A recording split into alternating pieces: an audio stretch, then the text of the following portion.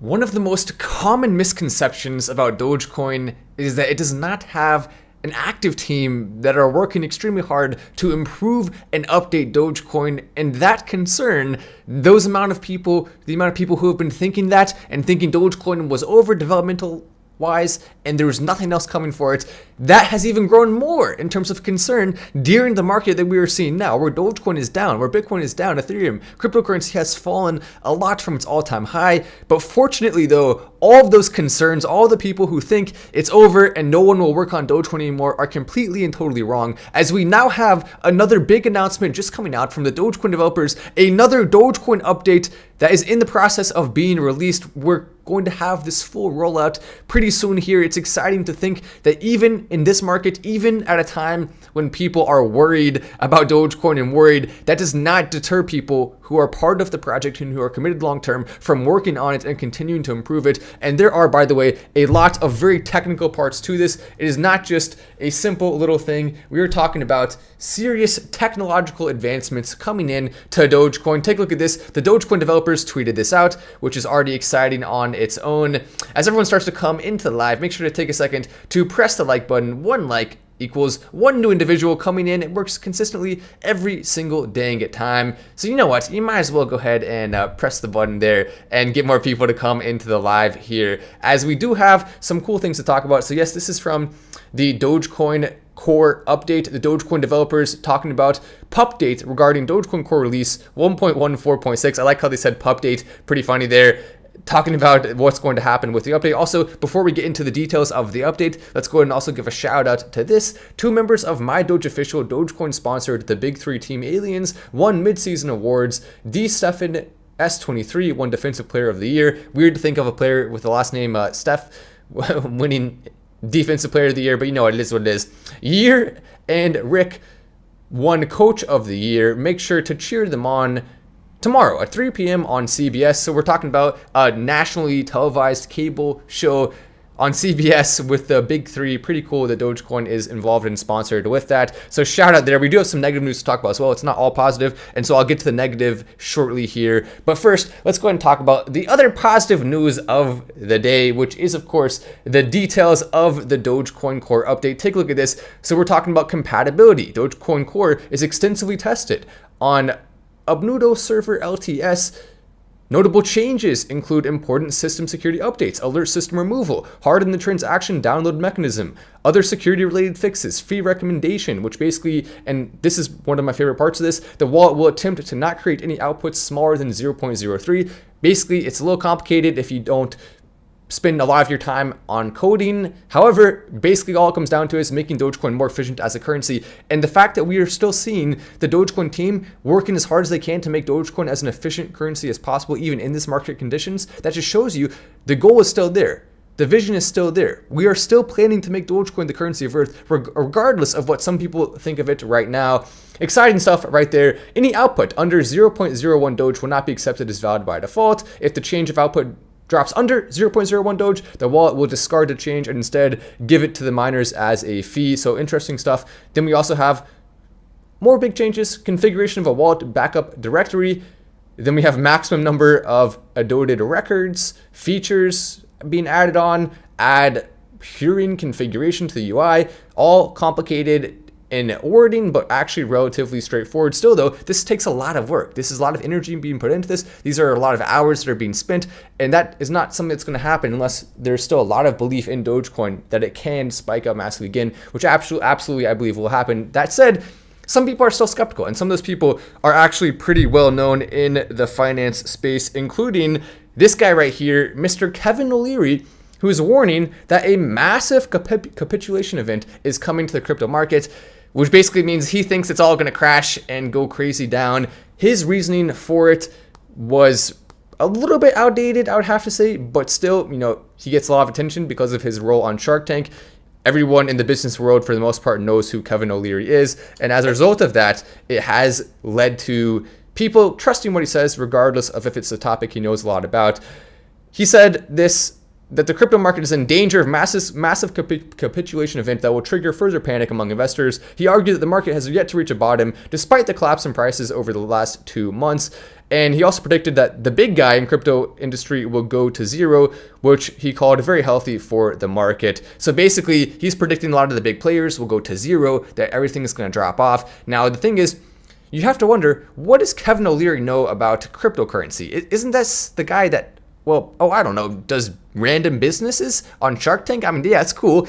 I've always been a fan of Kevin O'Leary on Shark Tank, but what does he know about crypto? Literally nothing. I mean, he's an older dude, which is not necessarily automatically indicative of him not knowing all about crypto, but the truth is, statistically speaking, there are way more younger people who have knowledge and are into crypto than people who are over the age of 50. That's just the facts of the matter. That said, I would like to see more people who are over the age of 50 getting into cryptocurrency, but for now, it's just simply not the case. It is mostly people under that age. Kevin O'Leary being a good bit over that age, he is still in a more traditional investing mindset, which is one of the past rather than the future. And I do not think that should be someone who people are going to for cryptocurrency predictions. If you want to get a crypto prediction, go to someone who literally studies cryptocurrency full time. Go to someone who actually looks at the charts and the graphs and understands the ins and outs, knows the people in crypto, knows the communities in crypto. That's who you should be going to for a crypto prediction, not Kevin O'Leary.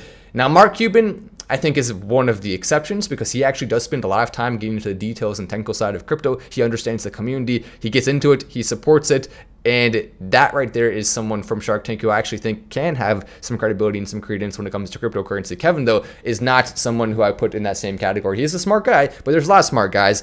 Very few of them actually know enough about cryptocurrency to be able to give you an accurate prediction.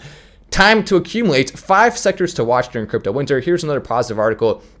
So they're arguing layer 1 protocols is one place you should be accumulating right now, which includes Binance Smart Chain. By the way, they did not include Ethereum and Bitcoin in this chart specifically because those are already the 2 established major layer 1s. So because of that, they're going off and saying other ones. Avalanche, 87.7 million. Helium, though, surprisingly, based on its market cap size, all the way up at number 3 right there. So Helium could be one of a big advantage right now. By the way, I bought a helium miner, and then after I bought the helium miner, they decided to change the entire helium mining system. So I literally wasted like $400 on a helium miner, and then they updated it, and now my miner is useless according to the new update. What the heck, Helium? Come on, what are you thinking? What are you doing? But at the same time, that's why I only bought one. I feel bad for anyone who bought more. Technically, what they did is probably good specifically for the investors, but maybe not, because if no one's using the mining equipment because they're not trusting the team, then that could hurt. So it really is kind of weird. That said, though, still, I have to say, I still believe because of this that it does have some underrated nature to it. It's even ahead of Solana right there at 15.8 million, Cardano 6.2, Near Protocol 2.6. They even put Dogecoin on the chart here at 1.2, which is nice to see. Polkadot, we have there Tezos, Zcash, Elrond. I've actually made Elrond a crypto pick previously, and we did really well on that crypto pick, but we consistently do well on crypto picks, especially of that nature. So it'll be interesting to watch what happens with layer 1s. Then they also have a few other things that they believe you should be investing in right now, and that includes layer 2 protocols. Take a look at this. As mentioned above, the Ethereum network has limitations in terms of scalability that won't be solved during the upcoming merge, leaving the opening for layer 2 protocols, they say, including Arbitrum, Optimism, DYDX, Loopring, Metis. You probably only heard of a couple of those, right? But still, that could be an interesting opportunity, especially if you look up here at Arbitrum. Then we have gaming, which I think is going to be one of the riskiest places to put your money in the crypto space. Gaming and metaverse. Everyone is talking about that because it's an easy thing to say. Like, take a look. You know, Microsoft, Meta, Tencent, Nike, Alibaba, Adidas, JP Morgan, Nvidia, Roblox, all of them are investing, right, in the metaverse. So surely you should too. Shouldn't you? Well, maybe, but you have to really find one of the best metaverse projects out there. You have to find something in the gaming and metaverse industry that's so much better than everything else that's worth investing. If it's not so much better than everything else, then they're going to get beat out by the competition, as 90% of these metaverse and crypto projects in the gaming area will fail. 90%, because they cannot all succeed. There's literally not enough people on earth to play all of those games and be in all of those metaverses at the same time. What are you going to do? Have like 10 different metaverses?